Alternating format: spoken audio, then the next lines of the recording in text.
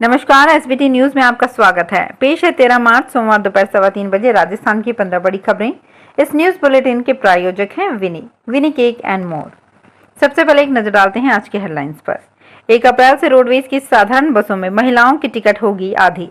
दिल्ली के विधायकों की सैलरी में 66% बढ़ोतरी, हर माह मिलेंगे 1,70,000। सुप्रीम कोर्ट बोला, कानून हाथ में नहीं ले सकता रक्षा मंत्रालय। अब टोल टैक्स देने के लिए बूथ पर रुकने की जरूरत नहीं और अब किसानों को फसल बेचने के लिए मंडियों के चक्कर लगाने की जरूरत भी नहीं होगी। और अब खबरें विस्तार से।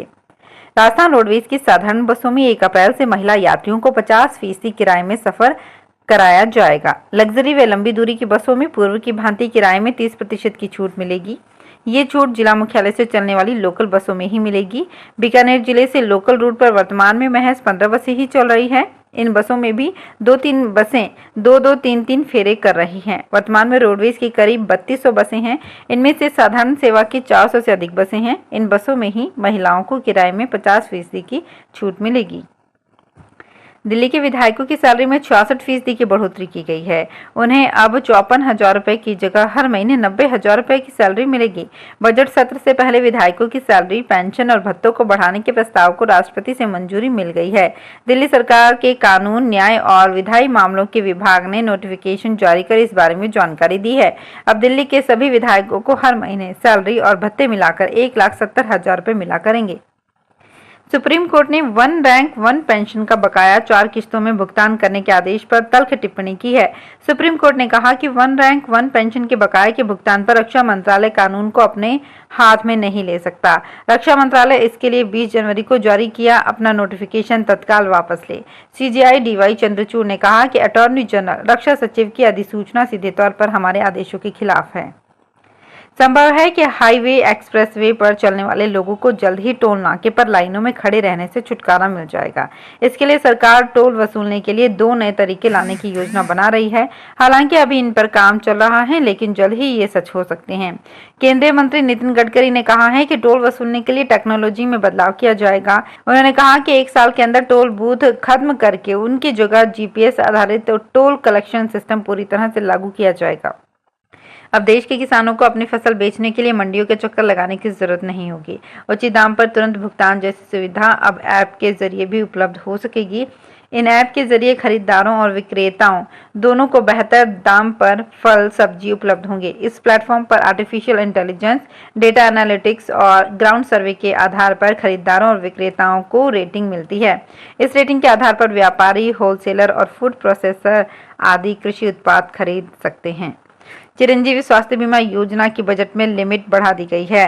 कांग्रेस ने अपने ट्विटर हैंडल पर ट्वीट किया, मॉडल स्टेट राजस्थान में चिरंजीवी बीमा का दायरा बढ़ा है। अब सभी वर्गों के 8 लाख रुपए के सालाना आय से कम वाले लोगों के लिए चिरंजीवी बीमा फ्री कर दिया गया है।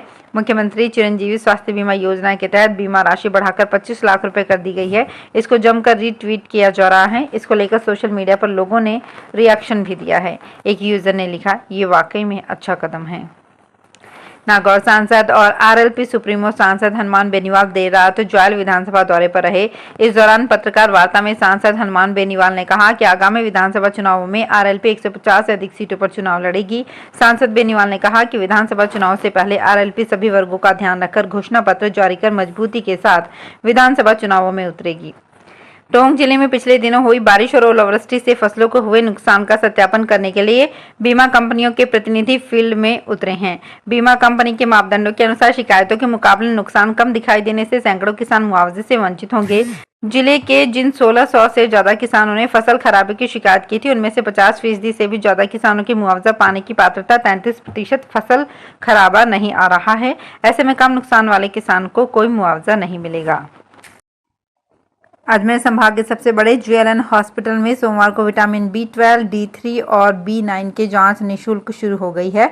जेएलएन मेडिकल कॉलेज के प्रिंसिपल डॉक्टर वीर बहादुर सिंह, हॉस्पिटल अधीक्षक नीरज गुप्ता, सीनियर डॉक्टर अनिल सामरिया सहित अन्य डॉक्टर्स के द्वारा बायोकेमिस्ट्री विभाग में उद्घाटन किया गया। इस निःशुल्क जांच से अब संभाग के चारों जिलों से आने वाले मरीजों को राहत मिलेगी।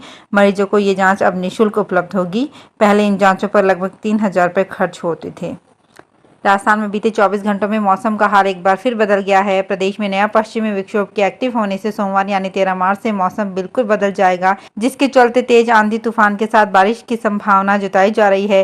13 और 14 मार्च को राजस्थान में एक नया पश्चिमी विक्षोभ सक्रिय होगा।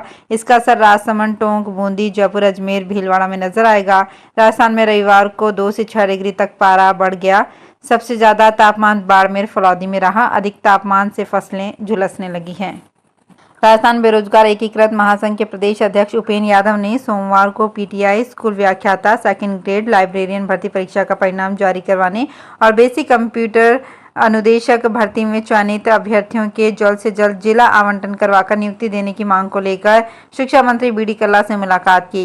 उपेंद्र ने कहा कि शिक्षा मंत्री बी डी कल्ला ने आश्वासन दिया है कि आरपीएससी अध्यक्ष से बात करके जल्द से जल्द स्कूल व्याख्याता सेकंड ग्रेड भर्ती परीक्षा का परिणाम जारी करवाएंगे। गौरतलब है कि राजस्थान बेरोजगार एकीकृत महासंघ के प्रदेश अध्यक्ष उपेंद्र यादव हाल ही में अनशन पर बैठे थे। शहरी क्षेत्रों में इंदिरा रसोई में आमजन को 8 रुपए में भोजन उपलब्ध कराया जा रहा है। अब ग्रामीण क्षेत्रों में अगले माह से इंदिरा रसोई खोलने की तैयारी शुरू हो गई है। ग्रामीण क्षेत्रों में 6 स्थानों पर इंदिरा रसोई खोली जाना प्रस्तावित है।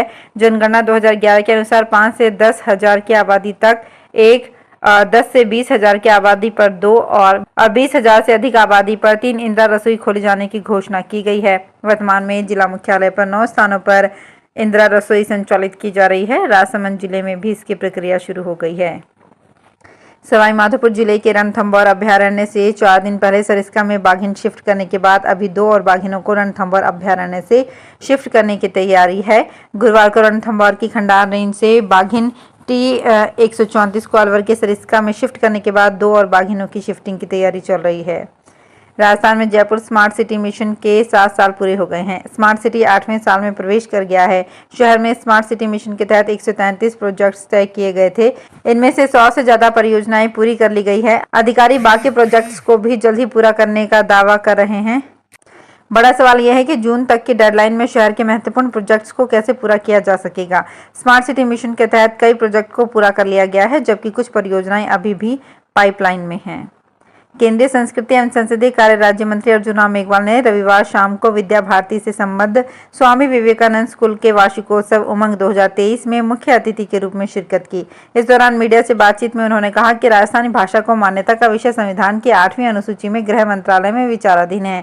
उसमें एक बड़ी अड़चन आ रही है कि हिंदी भाषी लोगों ने ही ऑब्जेक्शन किया था कि राजस्थानी और भोजपुरी इन दोनों का एक ही बिल है। अगर दोनों को मान्यता मिलती है तो इनमें हिंदी कमजोर हो सकती है, ऐसा हिंदी भाषी लोगों ने एक ऑब्जेक्शन लिया था।